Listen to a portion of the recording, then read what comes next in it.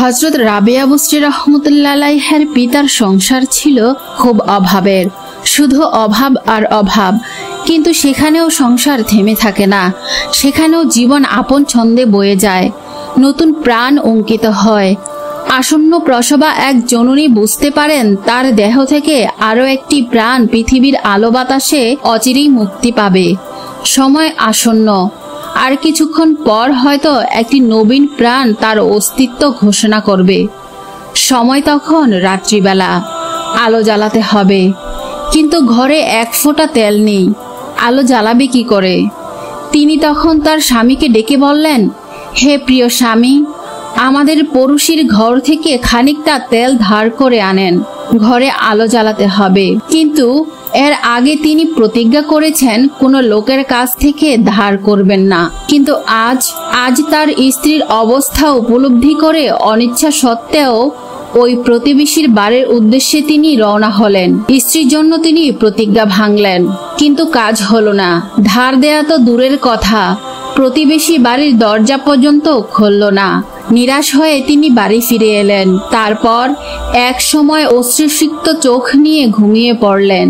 ঘুমন্ত অবস্থায় তিনি স্বপ্ন দেখলেন স্বয়ং রাসূল সাল্লাল্লাহু আলাইহি সাল্লাম তাকে এসে সান্ত্বনা দিচ্ছেন, হে ভাই, কেঁদো না, দুঃখ করো না, আল্লাহর ইচ্ছায় তুমি এক অসাধারণ কন্যার পিতা হতে চলেছ। ভবিষ্যতে সে এক অন্যতম মহিয়সী নারী হবে, জান্নাতের অগ্রবর্তিনীদের অন্যতম হবে। তার সুপারিশে আমার 70,000 পাপী উম্মত মুক্তি পাবে। স্বপ্নযুগে রাসূল সাল্লাল্লাহু আলাইহি সাল্লাম তাকে বসরার আমির ঈশার নিকট যেতে বললেন। এক টুকরো কাগজে কয়েকটি কথা লিখে নিতেও বললেন। কথাগুলো হলো, হে আমির, তুমি প্রতি রাতে শোবার সময় 100 বার দুরূদ শরীফ পাঠ করে থাকো, আর জুম্মার রাতে পড়ো 400 বার। আর যেহেতু গত জুম্মায় দুরূদ পাঠ করনি, অতএব ক্ষতিপূরণ স্বরূপ 400 দিরহাম দান করে দাও। হঠাৎ করে লোকটির ঘুম ভেঙে গেল। এই আশ্চর্য স্বপ্ন দেখে তিনি জেগে উঠলেন, আর স্বপ্নের নির্দেশ মতো একখানা কাগজে রাসূল সাল্লাল্লাহু আলাইহি সাল্লামের কথাগুলো লিখে নিলেন। পরের দিন ভোরে একটি লোক মারফত সে বাণীলিপি পাঠিয়ে দিলেন বসরার আমিরের কাছে। লিপি পড়ে বসরার আমির ঈশা অবাক। মহানবী সাল্লাল্লাহু আলাইহি সাল্লামের মূল্যবান উপদেশের কৃতজ্ঞতা স্বরূপ তিনি 10,000 দিরহাম দিন দুঃখীদের দান করলেন, যার মাধ্যমে রাসূল সাল্লাল্লাহু আলাইহি সাল্লাম এ অমূল্য বাণী লাভ করেছেন। তার জন্য 400 দিনার আলাদা করে রাখলেন। পরে একদিন তিনি নিজেই দিনারগুলো নিয়ে গেলেন তার সঙ্গে দেখা করতে। যথাসময়ে তার সঙ্গে দেখা হলো। বসরার আমির দিনারগুলি তার হাতে তুলে দিয়ে বললেন, আপনার যখন যা কিছু দরকার হবে দয়া করে আমাকে জানাবেন, কোনো সংকোচবোধ করবেন না, আমি তার ব্যবস্থা করব। রাসূল সাল্লাল্লাহু আলাইহি সাল্লামের স্বপ্নে প্রদত্ত বাণী বৃথা যায়নি। অভাবপীড়িত অতি দরিদ্র মানুষটি সত্যি এক মহিমান্বিত কন্যা রত্ন লাভ করলেন। এই কন্যাই রমণীকুল শিরোমণি মহাতাপসী হযরত রাবেয়া বসরি রহমতুল্লাহ আলাইহে এক দরিদ্র জীর্ণ পরিবারের নিষ্প্রদীপ কুটিরে আলো হয়ে ফুটলেন। তার আলোকপ্রভার সুবাসে শুধু সে কুটিরই নয়, তমসাচ্ছন্ন পৃথিবীর যাবতীয় অন্ধকার দূর হয়ে গেল। হযরত রাবেয়া বসরি রহমতুল্লাহ আলাইহে ক্রমশ বড় হতে লাগলেন, কিন্তু সহসা তার পৃথিবী হঠাৎ শূন্য হয়ে গেল।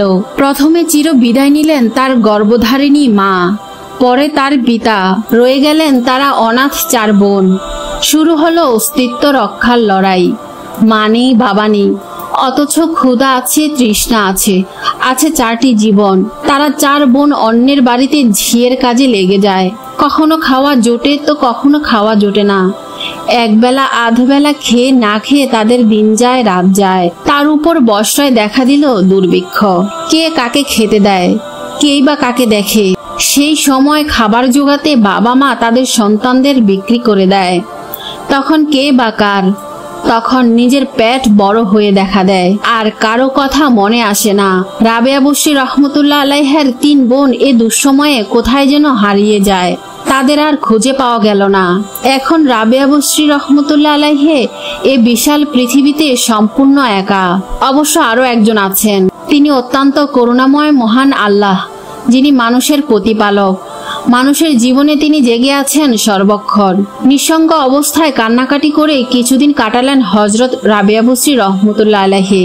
পরে একদিন এই অনাথরীকে বাড়ি থেকে জোর করে তুলে নিয়ে গেল এক পাষণ্ড হৃদয়ের এক ব্যক্তি, আর তাকে বিক্রি করে দিল কঠোর হৃদয় এক গেরস্থের কাছে। হযরত রাবেয়া বসরি রহমতুল্লাহ আলাইহি এখন কৃতদাসী। মনিবের বাড়িতে দিনরাত কাজ করেন। একটু এদিক ওদিক হলে কপালে জুটে প্রহার আর নির্যাতন, নিষ্ঠুর গঞ্জনা। কোথাও এক ফোঁটা ভালোবাসা জুটে না, শুধু কাজ আর কাজ আর নিপীড়ন যন্ত্রণা। কিন্তু সহ্যেরও একটা সীমা আছে, আর পারে না হযরত রাবেয়া বসরি রহমতুল্লাহ আলাইহি। একদিন মনিবের বাড়ি থেকে তিনি পালিয়ে গেলেন। মুক্তির নেশায় তিনি দৌড়াতে শুরু করলেন। দৌড়াতে দৌড়াতে হঠাৎ আচমকা মুখ থুবড়ে পড়লেন মাটিতে, আর একখানা হাত সম্পূর্ণরূপে ভেঙে গেল। আল্লাহ পাক তাকে কোনো একটি পরীক্ষার মধ্য দিয়ে নিয়ে গেলেন। হয়তো তিনি বুঝলেন না। হাতের যন্ত্রণায় অস্থির হয়ে তিনি হাত উঠালেন মহান প্রতিপালকের দরবারে। তখন তিনি আল্লাহকে বললেন, হে আল্লাহ, আমি এক অসহায় দাসী, আমার একখানা হাত চলে যাক, তার জন্য আমার কোনো দুঃখ নেই।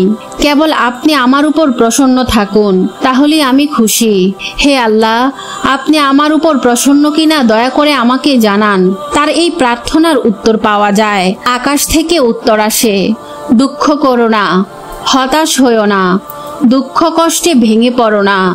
মনে রাখবে, রোজ কিয়ামতে তোমার যে মর্যাদা হবে তা দেখে ফেরেশতাও ঈর্ষা পোষণ করবে। সবাই তোমাকে মর্যাদা দিবে, অভিনন্দন জানাবে। আকাশবাণী হযরত রাবেয়া বসরি রহমতুল্লাহ আলাইহির মনে অঢেল শান্তি এনে দেয়। এমন বড় স্বস্তি তার মনে। এ ভাঙা হাত নিয়ে তিনি আর কোথায় যাবেন? মালিক নিষ্ঠুর হোক, তবুও তো মাথা গোজার একটা ঠাঁই আছে ওখানে। ৭-৫ ভেবে তিনি আবার সেই মনিবের বাড়িতেই ফিরলেন। এবার নিজের জন্য কিছু একটা নিয়ম করে নিলেন। দিনে কাজ, রাতে উপাসনা। আগে রাতের বেলায় কিছু সময় বিশ্রাম নিতেন। এখন থেকে পুরো রাত বরাদ্দ হয়ে গেল আল্লাহর ইবাদত বন্দেগীর জন্য। এক গভীর রাত্রে ঘুম ভেঙে যায় মনিবের। তার কানে এলো কিছু অস্পষ্ট কথার গুঞ্জন।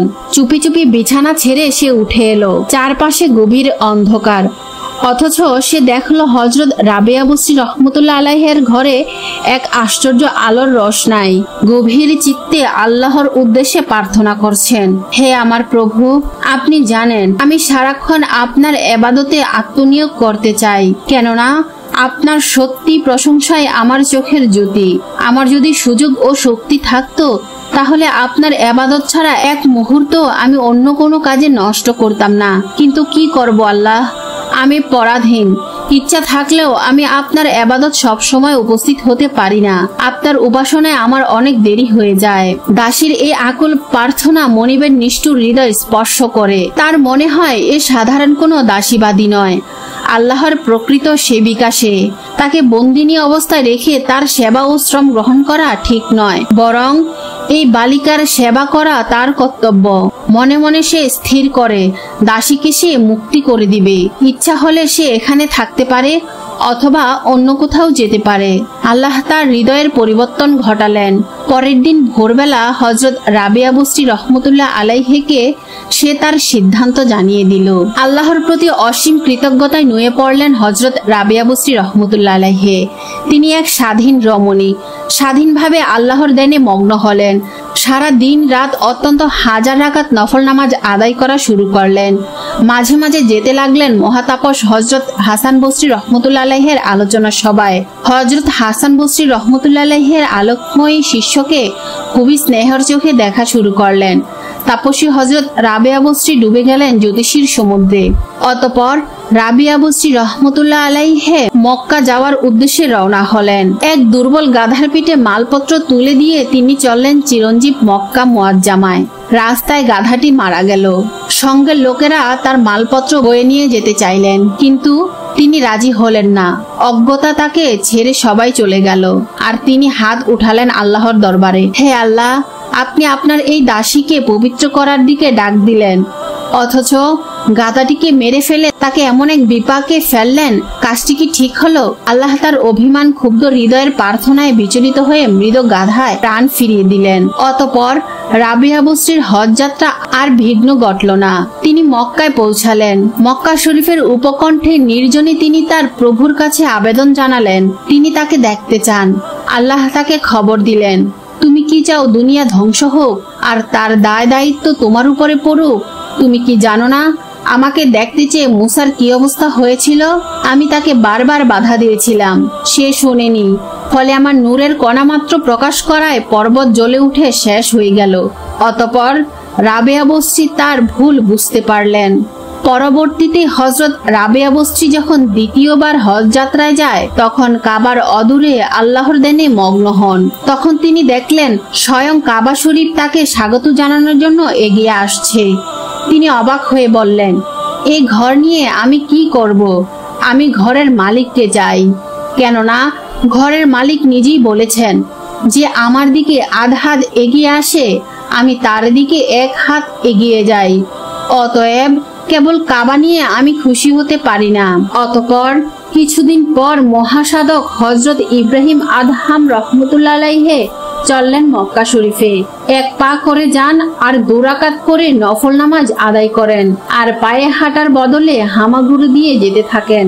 দারুণ কষ্টকর সে হজ যাত্রা। মক্কায় পৌঁছাতে তার সময় লেগে গেল 14 বছর।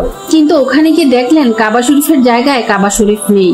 তিনি ভাবলেন হয়তো তার চোখ খারাপ, তাই তিনি দেখতে পাচ্ছেন না। তার সংশয়, সন্দেহ, হতাশার উত্তরে একজন ফেরেশতা বললেন, না, তোমার চোখের দোষ না। আসলে এক বৃদ্ধাকে স্বাগত জানানোর জন্য কাবাঘর সাময়িকভাবে তার স্থান ত্যাগ করেছে। তখন তিনি জিজ্ঞেস করলেন, কে সে? চিৎকার করে কেঁদে উঠলেন ইব্রাহিম আদহাম রহমতুল্লাহ আলাইহি। আর তখন লাঠিতে ভর দিয়ে সেখানে উপস্থিত হয়েছেন হযরত রাবেয়া বস্রী রহমতুল্লাহ আলাইহি। সেই পবিত্র কাবাঘরও ফিরে এসেছেন আপন জায়গায়। হযরত ইব্রাহিম আদহাম রহমতুল্লাহ আলাইহি বললেন, পৃথিবীতে আপনি এক নজির স্থাপন করলেন। হযরত রাবেয়া বস্রী রহমতুল্লাহ আলাইহি বললেন, আপনি তো পথে নামাজ পড়তে পড়তে 14 বছর লাগিয়ে দিলেন, আর আমি তো দিব্যি হেসে খেলে এখানে এসে হাজির হয়েছি। নজির স্থাপন করলো কে? আমি না আপনি। অতঃপর হজ সম্পূর্ণ করে তিনি বর্ষায় ফিরে আসেন। পরবর্তী 1 বছর গভীর সাধনায় মগ্ন থেকে আবারও হজের ইচ্ছা পোষণ করেন। মনে মনে ঠিক করেন, গতবার কাবা তাকে সম্মান জানিয়েছেন, এবার তিনি তাকে সম্মান জানাবেন। এবার বর্ষার এক বনাঞ্চল থেকে হামাগুড়ি দিয়ে তিনি হজ যাত্রায় বেরিয়ে পড়েন। আর দীর্ঘ 7 বছর পর আরাফাতের ময়দানে পৌঁছান। আর তখন আকাশ থেকে একটি শব্দ আসে, তুমি যদি চাও তবে তোমার পুরস্কার স্বরূপ আমি এখনই আমার নূরের এক ঝলক দেখাই। হযরত রাবেয়া বস্রী রহমতুল্লাহ আলাইহি বললেন, হে প্রভু, আমি আপনার নূরের তাজ্জালি দেখার যোগ্য নই। আল্লাহর প্রতি তার কি অবিচল আস্থা ছিল। একটি ঘটনা বিবরণ থেকে তা স্পষ্ট হয়। একদিন 2জন দরবেশ এলেন তার সঙ্গে দেখা করতে। দুজনেই ক্ষুধার্ত, কিন্তু ঘরে মাত্র 2টি রুটি। হযরত রাবেয়া বস্রী রহমতুল্লাহ আলাইহি তাই এনে দিলেন অতিথিদের সামনে। ঠিক তখনই দরজায় এক ভিক্ষুক এসে বললেন, মা, আমি ক্ষুধার্ত, আমাকে কিছু খেতে দিন। তাপসী হযরত রাবেয়া বস্রী রহমতুল্লাহ আলাইহি সেই 2টি রুটিখানা এনে তাকেই দিলেন। এতে অতিথিরা অসন্তুষ্ট হলেন, কিন্তু কিছুক্ষণ পর বাড়ির এক দাসী 1 বোঝা রুটি ও মাংস এনে রাবেয়া বস্রী রহমতুল্লাহ আলাইহিকে দিলেন। তিনি গুনে দেখলেন রুটি রয়েছে 18 খানা। দাসীকে বললেন, তোমার ভুল হয়েছে, উনি অন্য কারোর জন্য রুটি পাঠিয়েছেন, আমার জন্য নয়। দাসী বললেন, না, আমার ভুল হয়নি, এগুলো আপনার জন্যই।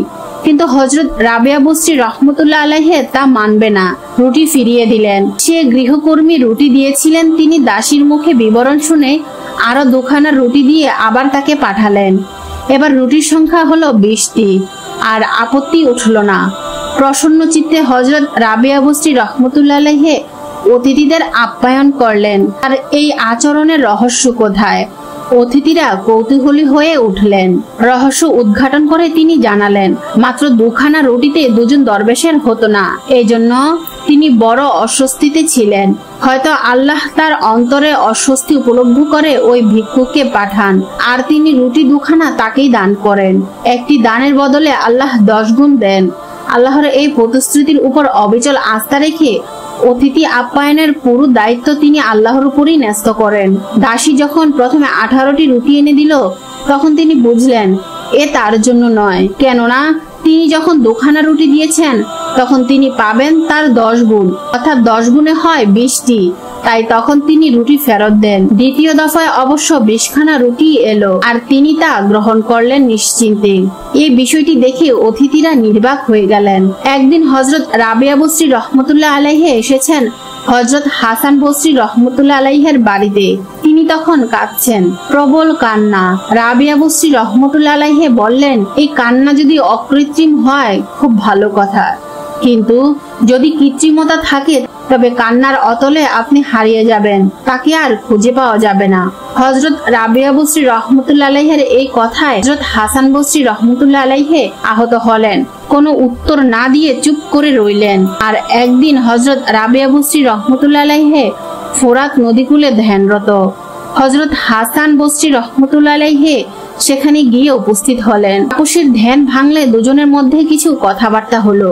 এক সময় হযরত হাসান বসরি রহমতুল্লাহ আলাইহি নদীর পানির উপর তার জায়নামাজ বিছিয়ে বললেন, এসো নামাজ পড়ি। তাপসী হযরত রাবিয়া বসরি রহমতুল্লাহ আলাইহি বললেন, এটা যদি আপনার লোক দেখানো হয় তো খুব ভালো কথা, আর তা যদি না হয় তাহলে আসুন আমরা শূন্যে নামাজ পড়ি। এই কথা বলে হযরত রাবিয়া বসরি শূন্যে তার জায়নামাজ পেতে দিলেন। হযরত হাসান বসরি রহমতুল্লাহ আলাইহি মনে মনে নিজেকে অতি ক্ষুদ্র মনে করলেন। হযরত রাবিয়া বসরি রহমতুল্লাহ আলাইহি তার অবস্থান অনুধাবন করে বললেন, আপনি যা দেখালেন তা এমন কিছু নয়, সামান্য মাছও তা পারে, আর আমি যা দেখালাম তা তুচ্ছ মাছিও পারে। আসল কাজ কিন্তু এর অনেক উপরে। এক রাতে তিনি একদল অনুগামী সহ হযরত রাবিয়া বসরি রহমতুল্লাহ আলাইহির বাসভবনে যান। তার বাড়িতে আলো ব্যবস্থা ছিল না, কিন্তু হযরত রাবিয়া বসরি রহমতুল্লাহ আলাইহি জানতেন হযরত হাসান বসরি রহমতুল্লাহ আলাইহি আলো দরকার। তাই তিনি তার একটি আঙ্গুল দম দিলেন আর আঙ্গুলটি উদ্ভাসিত হয়ে আলো দিল। হাসান বসরি রহমতুল্লাহ আলাইহির শিষ্যগণ বিস্ময়ে উঠে বললেন, এটা কিভাবে সম্ভব? তাপসী হযরত রাবিয়া বসরি তার উত্তর দিতে গেলেন, কিন্তু তার আগে হযরত হাসান বসরি রহমতুল্লাহ আলাইহি বললেন, যিনি রাসূল সাল্লাল্লাহু আলাইহি সাল্লামের একান্ত অনুগত তার পক্ষে এসব কাজ কিছুই না। আল্লাহর নবীদের দ্বারা যদি মুজিজা প্রকাশ পায় তাহলে আল্লাহর আউলিয়াদের দ্বারা অলৌকিক কাণ্ড হতে পারে, তাতে অবাক হওয়ার কি আছে? হযরত হাসান বসরি রহমতুল্লাহ আলাইহি প্রশ্ন করলেন, তুমি এত উচ্চ মর্যাদার অধিকারিণী হলে কিভাবে? হযরত রাবিয়া বসরি রহমতুল্লাহ আলাইহি উত্তর করলেন, সবকিছু আল্লাহর উদ্দেশ্যে সমর্পণ করে দিয়েছি।